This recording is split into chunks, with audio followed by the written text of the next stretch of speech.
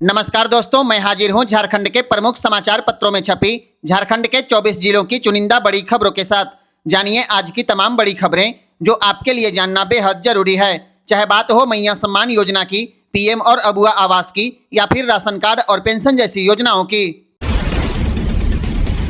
झारखंड सरकार के पास पैसों की कमी हो गई। इसी का नतीजा है कि झारखंड का शिक्षा विभाग गंभीर वित्तीय संकट से गुजर रहा है। विभाग के पास शिक्षकों को वेतन देने तक के पैसे नहीं हैं। 10 जिलों के 68 उत्क्रमित हाई स्कूल के 161 शिक्षक और कर्मचारियों को पिछले 6 महीने से वेतन नहीं मिला है। इनमें पाकुड़, जामताड़ा, गोड्डा, बोकारो, गिरिडीह, हजारीबाग, चतरा, लातेहार, गढ़वा और रांची जिला शामिल है। इनके 6 करोड़ 18 लाख रुपए बकाया वेतन का भुगतान कब तक होगा, अधिकारी स्पष्ट रूप से नहीं बता रहे। फंड की कमी का असर सिर्फ वेतन पर ही नहीं पड़ा है। पैसों की कमी के कारण बच्चों की पोशाक योजना और स्कूल किट योजना भी प्रभावित हो गई। सत्र बीतने वाला है लेकिन बच्चों को ड्रेस नहीं दी गई। कई स्कूलों में तो हैंडवाश और सफाई जैसी सुविधाएं मिलना बंद हो गया। बुधवार को झारखंड में मैट्रिक और इंटर की परीक्षा केंद्रों पर हिंदी और अर्थशास्त्र विषय की परीक्षा हुई। सभी केंद्रों पर सीसीटीवी कैमरों से निगरानी रखी गई और जांच के बाद ही छात्रों को प्रवेश दिया गया। इस बार राज्य भर में 7,48,000 परीक्षार्थी हैं। मैट्रिक के 4,23,861 और इंटर के 3,24,321 छात्र हैं। मैट्रिक परीक्षा के लिए राज्य में 1232 केंद्र जबकि इंटर के लिए 757 केंद्र बनाए गए हैं। पिछले साल की तुलना में इस बार दोनों परीक्षाओं में छात्रों की संख्या घटी है। जिलेवार आंकड़ों की बात करें तो गिरिडीह में सबसे ज्यादा 40,827 और खूंटी में सबसे कम 6,097 परीक्षार्थी हैं। प्रशासन का दावा है कि परीक्षा पूरी तरह शांतिपूर्ण और कदाचार मुक्त कराई जा रही है। झारखंड में मैया सम्मान योजना, अबुआ आवास जैसी योजनाओं का भुगतान अब लटकने वाला है। इसके साथ ही विकास योजनाओं पर ब्रेक लगने की संभावना है। पेंशन जैसी योजनाओं के भुगतान में देरी या कटौती भी हो सकती है। प्रभात खबर में छपी रिपोर्ट के अनुसार जनवरी 2026 में राज्य का कुल राजस्व संग्रह 1420 करोड़ रुपए रहा, जो पिछले साल की तुलना में 27% कम है। इसका सीधा असर झारखंड के विकास कार्यों पर पड़ सकता है। सड़क, पुल और दूसरी परियोजनाओं की रफ्तार धीमी होने की आशंका है। इसके साथ ही सामाजिक योजनाओं, पेंशन और भुगतान में देरी या कटौती की संभावना भी जताई जा रही है। राज्य इस वक्त 3 तरफा आर्थिक दबाव में है। केंद्र से मिलने वाले हजारों करोड़ रुपए अटके हैं। जीएसटी में सालाना करीब 4,000 करोड़ का नुकसान हुआ है और मनरेगा का नाम बदलने से झारखंड पर अतिरिक्त 6500 करोड़ रुपए का बोझ पड़ा है। हालांकि राज्य के वित्त मंत्री राधाकृष्ण किशोर का कहना है कि राजस्व में कमी का असर योजनाओं पर नहीं पड़ेगा। सरकार अपने संसाधनों से सभी योजनाएं चलाएगी और केंद्र से अपने अधिकार के लिए संघर्ष जारी रहेगा। लेकिन हकीकत यही है, राज्य की आर्थिक सेहत फिलहाल दबाव में है। आपको क्या लगता है, कमेंट बॉक्स में जरूर बताएं और वीडियो को शेयर करें और इसी तरह की खबरों के लिए जीपीएल न्यूज को फॉलो जरूर करें। चाईबासा के सदर अस्पताल में थैलेसीमिया से पीड़ित नाबालिग बच्चों को संक्रमित खून चढ़ाने के मामले में झारखंड हाईकोर्ट ने बड़ा आदेश दिया है। हाईकोर्ट ने इस मामले में बुधवार को सुनवाई करते हुए तत्काल एफआईआर दर्ज करने का निर्देश दे दिया। केस की सुनवाई न्यायमूर्ति गौतम कुमार चौधरी की पीठ ने की। हाईकोर्ट ने यह भी आदेश दिया है कि दर्ज की गई एफआईआर की एक प्रति शिकायतकर्ताओं को उपलब्ध कराई जाए। इसके साथ ही पुलिस को यह भी निर्देश दिया गया है कि एफआईआर की प्रति जवाबी हलफनामे के माध्यम से अदालत में पेश किया जाए। यह मामला साल 2025 में सदर अस्पताल चाईबासा में इलाज के दौरान 5 नाबालिग थैलेसीमिया मरीजों को संक्रमित खून चढ़ाए जाने से जुड़ा है, जिसके बाद बच्चों में एचआईवी संक्रमण की पुष्टि हुई थी। मोबाइल स्क्रीन के बगल में दिख रही 70 साल की यह महिला राजकली, जिसने 5 बच्चों को जन्म देकर उन्हें पाल पोस कर बड़ा किया, लेकिन आज यह बूढ़ी माँ भोजन का एक कवर के लिए मोहताज है। 5 पुत्र उसे खाना तक नहीं दे रहे हैं। इनके 5 बेटों में इतनी संवेदनशीलता नहीं बची कि जिस माँ ने जीवन भर अपने पुत्रों के लिए भूख, पसीना और सपनों को आहुति दे दी, वही माँ आज रोटी के एक कवर के लिए मोहताज है। गढ़वा जिले के भवनाथपुर थाना क्षेत्र के सिंदुरिया गांव से यह मामला सामने आया है और यह मामला न सिर्फ पारिवारिक संवेदनाओं पर सवाल खड़े करता है बल्कि सामाजिक जिम्मेदारियों की भी कठोर परीक्षा लेता है। स्वर्गीय राम इकबाल साव की पत्नी राजकली कुंवर ने अपने लिखित आवेदन में आरोप लगाया है कि उसके 5 पुत्र चलितर साव, पिंटू साव, धर्मेंद्र साव, अरविंद साव और जितेंद्र साव हैं। 5 पुत्र उसे खाना तक नहीं दे रहे। प्रताड़ना, मारपीट और घर से बाहर निकाल देने जैसी घटनाओं से टूट चुकी यह वृद्धा अंततः न्याय की तलाश में मंगलवार को गढ़वा पुलिस अधीक्षक कार्यालय पहुंची। आंखों में आंसू और हाथ में फरियाद लिए खड़ी इस मां की व्यथा ने वहां मौजूद लोगों को विचलित कर दिया।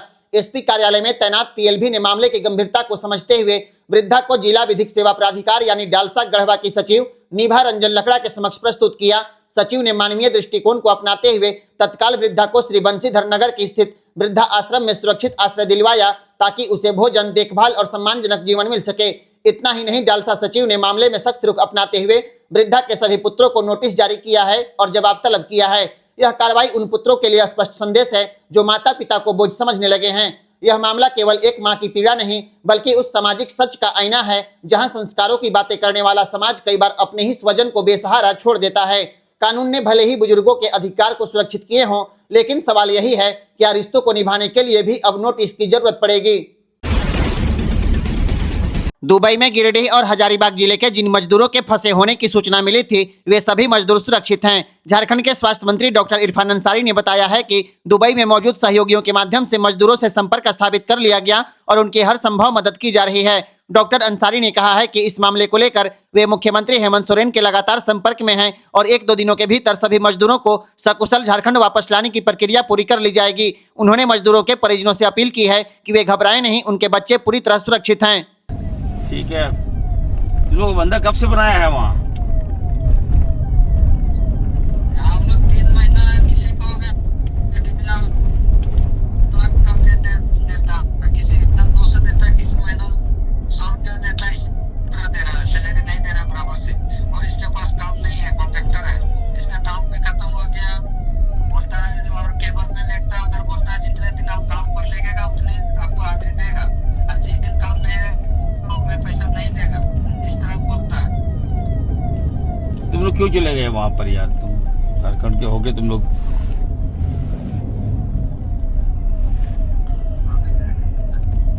हेलो, ज्यादा बोलता है तो 5,000 दो, तब इंडिया भेजेगा। तो जिसको बोलना तुम लोग बोल सकते हो। ये तुमको लेके कौन गया? उसका नाम है क्या? उसका नंबर है क्या?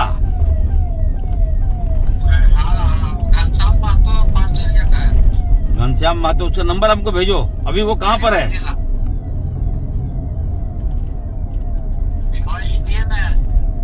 इंडिया में है। तुम लोग वहाँ भेज दिया, वो इंडिया में रह रहा है। ठीक है, तुम लोग नाम और हमको एड्रेस दो, हम कार्रवाई करा बुला लेंगे तुम लोग को। नाम, आधार और फोन नंबर भेजो। ठीक है सर जी। ज्ञान, हेलो जाहिद, ये लोग का नंबर लेके भेजो बाबू। तो बहुत बड़ा काम किए हो। चलो। गढ़वा थाना के पास कैसरे हिंद की जमीन पर पार्क बनाने की बजाय नगर परिषद ने अनाधिकृत तरीके से 84 दुकानें बना दी। इस पूरे मामले का खुलासा गढ़वा एसडीओ संजय कुमार की जांच रिपोर्ट में हुआ है, जो डीसी दिनेश कुमार को सौंप दी गई। रिपोर्ट में कहा गया है जमीन नगर परिषद की नहीं थी। कैसरे हिंद की भूमि का व्यवसायिक उपयोग कानूनी तौर पर संभव नहीं है, इसके बावजूद भी दुकानें बना दी गई। सबसे गंभीर बात है कि 84 दुकानों के लिए सिर्फ 53 आवेदन जमा हुए और सभी को दुकानें आवंटित कर दी गई। कई मामलों में एक ही परिवार के कई सदस्यों को दुकान आवंटित की गई है। दुकानें फुटपाथी दुकानदार की जगह बड़े व्यापारी, डॉक्टर और आढ़तियों को दी गई। पीपीपी मॉडल की बात कही गई, लेकिन सीधे दुकान का आवंटन कर दिया गया। अब एसडीओ ने नगर विकास विभाग से पूरे मामले की जांच की सिफारिश की है। इस मामले में गढ़वा विधायक सत्येंद्र नाथ तिवारी, आजसू के जिलाध्यक्ष दीपक शर्मा समेत कई लोगों ने गढ़वा डीसी को आवेदन देकर जांच की मांग की थी। वहीं नगर विकास विभाग के अवर सचिव ने भी गढ़वा डीसी को जांच कराने का निर्देश दिया था, जिसके बाद डीसी ने इसका जिम्मा गढ़वा एसडीओ को सौंपा और गढ़वा एसडीओ की जांच रिपोर्ट में इसका खुलासा हो गया। झारखंड में अगले 1 सप्ताह तक मौसम का मिजाज लगभग एक जैसा रहेगा। मौसम विभाग के अनुसार राज्य के ज्यादातर जिलों में सुबह हल्का से मध्यम कोहरा रहेगा, लेकिन दिन चढ़ने के बाद आसमान साफ हो जाएगा। रांची, बोकारो, हजारीबाग, रामगढ़, खूंटी, गुमला, लोहरदगा, कोडरमा और धनबाद में मौसम पूरी तरह शुष्क रहेगा। पूर्वी और पश्चिमी सिंहभूम, सिमडेगा, सरायकेला खरसावां, पलामू, गढ़वा, चतरा, लातेहार, देवघर, दुमका, गिरिडीह, गोड्डा, जामताड़ा, पाकुड़ और साहिबगंज में सुबह में कोहरा और दिन में धूप रहेगी। अगले 2 दिन तापमान में कोई बड़ा बदलाव नहीं होगा, लेकिन उसके बाद न्यूनतम तापमान 2 से 3 डिग्री तक गिर सकता है। रांची में अधिकतम तापमान 25 से 26 डिग्री और न्यूनतम 9 से 13 डिग्री के बीच रहेगा। 5 फरवरी के बाद सुबह और रात में ठंड फिर बढ़ने वाली है।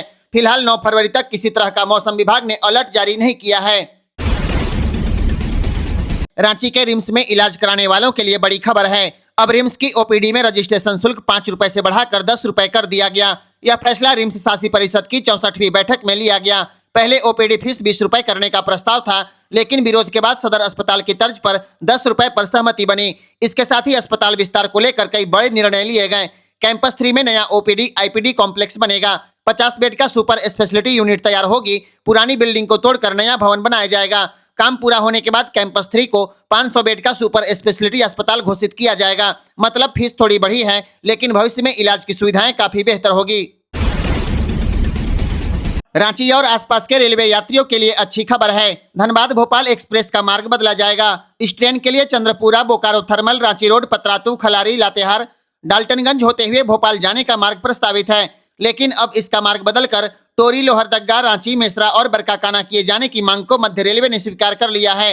जल्द ही इस पर मंत्रालय के स्तर से निर्णय लिए जाने की संभावना है। इस मार्ग परिवर्तन से रांची और आसपास के क्षेत्रों में यात्रा करने वालों को बेहतर और तेज कनेक्टिविटी मिलेगी। भोपाल धनबाद एक्सप्रेस सप्ताह में 3 दिन चलेगी। यह ट्रेन भोपाल से सोमवार, गुरुवार और शुक्रवार को और धनबाद से रविवार, बुधवार और शनिवार को संचालित होगी। इसका संचालन कब से शुरू होगा, इसकी घोषणा नहीं की गई है। सुबह 7:20 में धनबाद से छूटेगी। ट्रेन में स्लीपर, जनरल और एसी तीनों श्रेणी के कोच होंगे। इसमें जनरल क्लास के 4 दिव्यांग यात्रियों के लिए एक, 5 एसी कोच और 11 स्लीपर कोच रहने की बात कही गई है। झारखंड में ग्रामीण सड़कों से जुड़े ठेकेदारों के लिए एक बड़ी राहत की खबर है। राज्य में ग्रामीण सड़कों की चल रही योजनाओं के लिए 300 करोड़ रुपए का आवंटन जल्द किया जाएगा।